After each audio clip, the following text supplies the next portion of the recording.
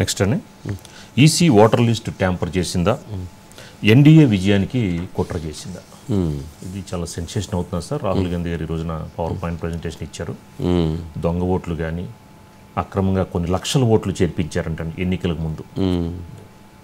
So EC అనేది బీజేపీకి సహకరించింది అనేది ఆయన చెప్పిన వెర్షన్. అంటే ఇది ఆల్మోస్ట్ ఒక ఇంట్లో 80 ఓట్లు ఉన్నాయంట. ఒక ఇంట్లో తను with evidence presentation, power point presentation ఒకసారి బయట ఉందా? రాహుల్ గాంधी బయట ఉంది. ఎస్ ఉన్నారు బయట. ఒకసారి బయట. ये सब डुप्लीकेट वोटर्स हैं. Next, fake address. या तो एड्रेस है ही नहीं या फिर address 0, house number 0, street number 0 दिखाइए. इनका फादर का नाम DFOIGAIDF, हाउस नंबर 0 में रहते हैं. हस्बैंड्स नेम इनका टिक्का कुमारी आचार्य, नेम YTDR, किसी ने ऐसे ही टाइप कर दिया है YTDR QPF. और जब हम इन एड्रेसेस को वेरीफाई करने जाते हैं तो कोई एड्रेस नहीं. 40,000 ऐसे वोटर हैं. Bulk voters in single address, single bedroom का घर है, 80 वोटर रह रहे हैं उसमें, अलग अलग नाम, अलग अलग परिवार. और जब हम वहां जाते हैं हमें बताया जाता है यहां पे 80 लोग नहीं रहते, यहां पे ये लोग हैं ही नहीं, कोई नहीं जानता इनको. एक असेंबली में इन्होंने 1 लाख वोट चोरी किए. स्केल समझिए, एक असेंबली में तकरीबन 12 से 15% वोट इन्होंने मैन्युफैक्चर कर दिया. तो अगर चुनाव में 2-3%, 4% की मार्जिन चल रही है तो वो तो गया. మహారాష్ట్రలో అలాగే మన కర్ణాటకలో రెండింటి మీద చెప్పారు. రేపు రాబోయే ఒడిస్సాలో ఇట్లాంటి ప్రక్రియకే చేపడుతున్నారని చెప్తున్నారు.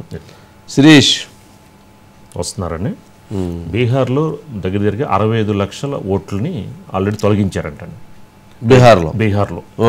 ఇప్పుడు ఆ అంశంపై కూడా అది రేపు కర్ణాటకలో కూడా దీనికి సంబంధించి కూడా అక్కడ ర్యాలీ చేస్తామని చెప్పని శిరీష్ గారు వచ్చారు సార్. శిరీష్ ఏంటి మొత్తానికి రాహుల్ గాంధీ ఇచ్చిన పవర్ పాయింట్ ప్రజెంటేషన్ సంచలనాత్మకమైనటువంటిది. జనరల్గా ఓటర్ లిస్టుకు సంబంధించినటువంటి అవకతవకలు అనేటువంటిది మనం సుదీర్ఘకాలంగా చూస్తున్నాము. కానీ ఇక్కడ చాలా ఎవిడెన్సెస్ని ఆయన ఎస్టాబ్లిష్ చేస్తూ వచ్చాడు. ఏంటి అసలు ఏం ఆయన చెప్పినటువంటి అంశాలు అంటే గతంలో కూడా ఎప్పుడైతే పార్లమెంట్ ఎన్నికల సందర్భంగా 33,000 ఓట్ల దీంతో 24 మంది సభ్యులు గెలిచారు, వాటన్నిటి మీద కూడా మాకు అనుమానాలు ఉన్నాయి అనేటువంటిదిగా ఆయన ఇంకొక బిగ్ బ్లాస్ట్ చేశారు. ఏంటి ఓవరాల్గా వారి వాదన ఏంటి, దాని మీద బీజేపీ వారి వాదన ఏంటి? అంటే ఎలక్షన్ కమిషన్ వర్సెస్ ఇండియా కూటమి పార్టీలకు సంబంధించిన వార్ అనేది కూడా మొదటి నుంచి కూడా ప్రారంభమైంది. ముఖ్యంగా ఎప్పుడైతే హర్యానా ఎలక్షన్స్లో క్లియర్ కట్గా కాంగ్రెస్ పార్టీ విజయం సాధిస్తుందని చెప్పేసి అన్ని రకాల సర్వేలన్నింటి కూడా వచ్చాయి. గ్రౌండ్ లెవెల్లో కూడా పరిస్థితి అనేది కూడా అదే విధంగా ఉంది. కానీ స్వల్ప మెజార్టీతోటి హర్యానాలో కనుక మెజార్టీలు చూసినట్లయితే 500, 1000, 5000 లోపు మెజార్టీతోటి దాదాపు 50 సీట్లలో బీజేపీ విజయం సాధించింది. అంటే ఒక 10 సీట్లు మినహాయిస్తే మిగిలిన అన్ని సీట్లలో కూడా బీజేపీకి వచ్చిన మెజార్టీ అదే. సో అలాంటి మెజార్టీతోటి హర్యానాలో అధికారాన్ని కోల్పోవాల్సి వచ్చింది. ఇక మహారాష్ట్ర విషయానికి వస్తే మహారాష్ట్రలో కూడా వీళ్ళు అనుకున్నది ఒకటి, చివరికి జరిగింది ఒకటి. మధ్యప్రదేశ్ విషయంలో కూడా అదే జరిగింది.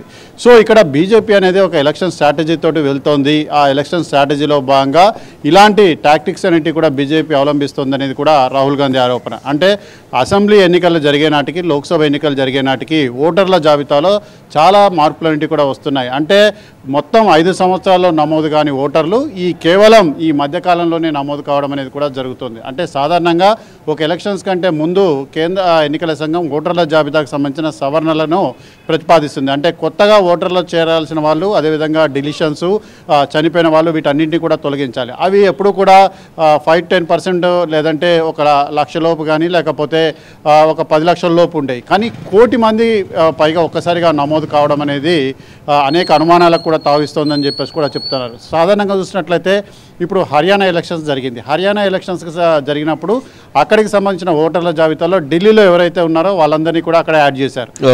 కాంగ్రెస్ పార్టీ ఆరోపణ ఇది. అదేవిధంగా ఢిల్లీ ఎలక్షన్స్ అనేవి కూడా జరిగినప్పుడు హర్యానాకు సంబంధించిన వాళ్ళందరినీ తీసుకొచ్చి ఇక్కడ యాడ్ చేశారు. సో దాంతోపాటుగా ముఖ్యంగా మధ్యప్రదేశ్కి సంబంధించి ఉత్తరప్రదేశ్ వాళ్ళను, ఉత్తరప్రదేశ్లో మధ్యప్రదేశ్ వాళ్ళను ఇలా యాడ్ చేయడం అనేది కూడా జరుగుతుంది. సో తమకు ఎక్కడెక్కడైతే ఎంత సంఖ్యలో అయితే మెజార్టీ కావాలో, ఎంత సంఖ్యలో మెజార్టీ వచ్చే అవకాశం ఉంది, తమ అభ్యర్థులు ఎంత మెజార్టీలో ఓడిపోయే అవకాశం కొని ఈ రకంగా ఈ అంతా కూడా చేస్తున్నారని చెప్పేసి చెప్తున్నారు. అయితే ఇప్పుడు కాంగ్రెస్ పార్టీ ఇప్పుడు బాధపడడం కంటే గతంలో కేంద్ర ఎన్నికల సంఘం ఒక ప్రతిపాదన అనేది కూడా చేసింది. ప్రతి ఓటర్ కార్డును కూడా ఆధార్ కార్డుతోటి అనుసంధానం చేద్దాం, అప్పుడు డూప్లికేసీ అనేది కూడా ఉండదు. దేశంలో పౌరుడికి ఒక పౌరుడికి ఒకే ఓటు హక్కు అనేది కూడా ఉంటుంది. అతను ఒక చోట మాత్రమే ఓటు హక్కు కలిగి ఉండడానికి కూడా అవకాశం అనేది కూడా ఉంటుంది. మల్టిపుల్ స్టేట్లలో, మల్టిపుల్ బూత్లలో, మల్టిపుల్ నియోజకవర్గాల్లో ఓటు హక్కు కలిగి ఉండడానికి అవకాశం ఉండదు అని చెప్పినప్పుడు ఆధార్ కార్డుతో ఓటర్ కార్డును అనుసంధానం చేసే ప్రసక్తి లేదు, ఇది పౌరుల హక్కులను ఉల్లంఘిస్తుందని చెప్పేసి కాంగ్రెస్ పార్టీనే సుప్రీంకోర్టులో పిటిషన్ వేసింది. అది దాన్ని అడ్డుకోవడం కూడా జరిగింది. ఢిల్లీలో పైలట్ ఇప్పుడు అది కాంగ్రెస్ పార్టీకి మైనస్ అయింది. సో ఇప్పుడు బీజేపీ ఈ రకంగా చేస్తోందని చెప్పేసి కూడా అంటే ఇన్ని రోజుల పాటు ఈవీఎంల మీద పడ్డారు, ఇప్పుడు ఈవీఎంలు అయిపోయినాయి, ఇప్పుడు ఓటర్ల జాబితా మీద పడ్డారు. ఓటర్ల జాబితా గురించి ఇప్పుడు ప్రస్తుతం వివాదం అనేది కూడా జరుగుతోంది. బీహార్ ఎలక్షన్స్ ముందు కాంగ్రెస్ పార్టీ, ముఖ్యంగా ఇండియా కూటమి పార్టీలు ఇది ఫ్లేరప్ అంటే దీన్ని రేజప్ చేయడం అనేది వాళ్ళ ఓటమిని వాళ్ళే అంగీకరిస్తున్నారని చెప్పేసి కూడా బీజేపీ కౌంటర్ అటాక్ చేస్తోంది.